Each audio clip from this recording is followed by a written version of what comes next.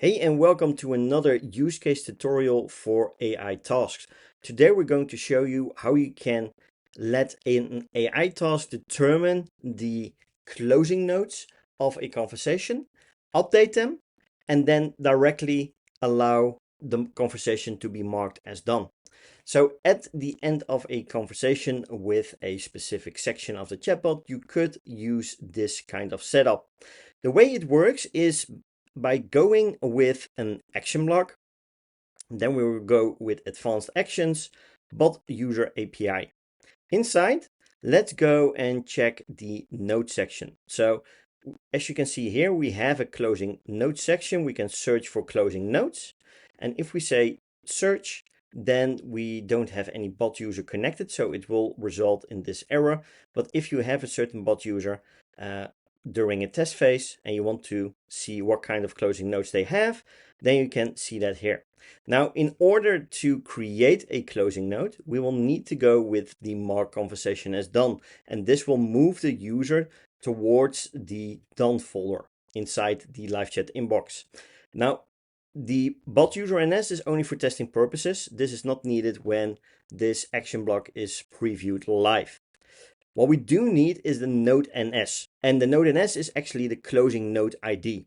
The way to find this, if we go back, we can go towards contents, and from contents we can go towards closing notes. And you can see we only have one at this very moment in time.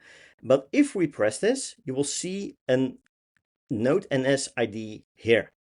And you can just copy this and then use it directly in the flow, or we can also do this dynamically by creating an AI task for this. So first, let's go back towards the AI hub. Let's go towards AI task and let's create a new AI task. From here, we need to give some direction towards the task itself. So let's say something like,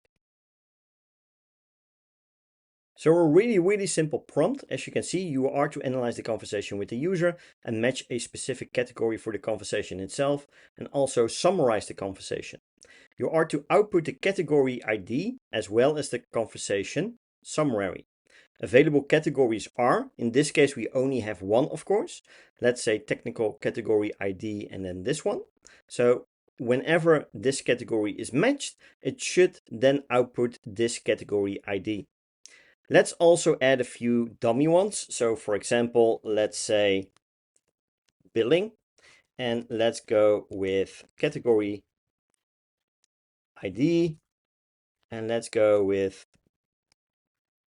something like so. That should be enough for reference sake. Now we want to provide more structure, and whenever we want always the exact same output from an AI task, we are going to work with output fields. And inside the output fields, we could say the first one that we want the AI task to output is the category ID. And for the description, we will say this is to map the matched category ID. Then we will go with another output field. And another output field, the second one, will be conversation summary. And here we will say this is to map the summarized conversation with the user. And this should be enough to generate everything that we need for those closing notes. Now, for the model, we are just going with the most affordable one, which will be GPT 4.1 Nano. Then for the parameters, let's go with precise and press save.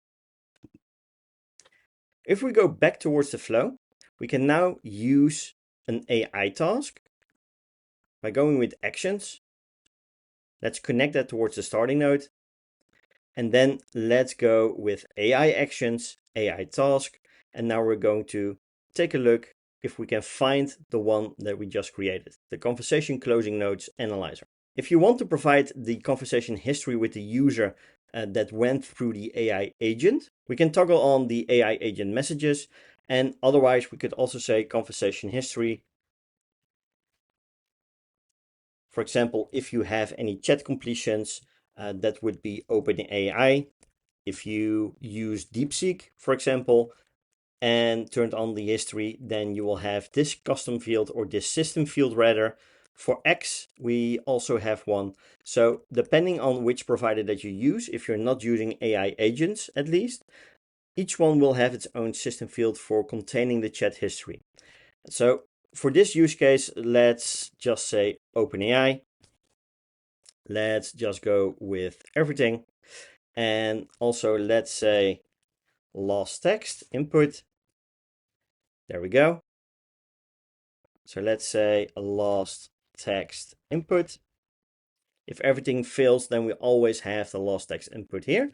So let me copy everything over towards the right side, because in order to test it properly, we will need to provide dummy data. Let me fill it in and come back to you. So I filled in some dummy data. As you can see here, this is a conversation with the business itself, between the business and the user. And for the last text input, I went with how can the platform be custom branded. Now, if we test this, it should come out as category ID technical, but let's take a look and see what it brings. We have the category ID for technical because the other one was completely made up with F1234. So it is the correct category, and this is the summary. So the user inquired about customizing the platform's branding, including adding HTML elements to web chat, tracking and analytics. And you can see that we get a really, really nice conversation summary as well. So what we can do is instead of saving everything separately, we can just go with data and let's say closing notes summary. Let's go with the JSON field and then let's press add. Of course, you can always separately assign custom fields to them. We like to use JSON fields to make it a little bit more generally available and reduce the number of custom fields that a chatbot might need. In the next step, so now we are going with listing the closing notes, we can now fill in all the elements that we need. So if we go back, mark conversation as done, we can now say closing notes will be closing notes summary, and then we can go with the category ID, because that is the custom notes ID, the closing notes ID.